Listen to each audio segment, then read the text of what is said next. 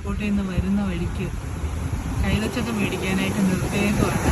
ഇവിടെ ഫ്രഷ് കൈതച്ചക്ക ഉണ്ടപ്പോഴത്തേക്ക് ഞങ്ങൾ നിർത്തിയേക്കുക. ഞങ്ങൾ എയർപോർട്ടിൽ നിന്ന് വന്ന വഴിയാണിത്.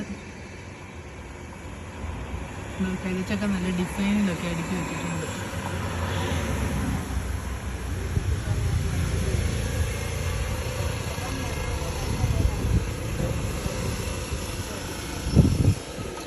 ഇതെല്ലാം കൈതച്ചക്ക തോട്ടമാണ്.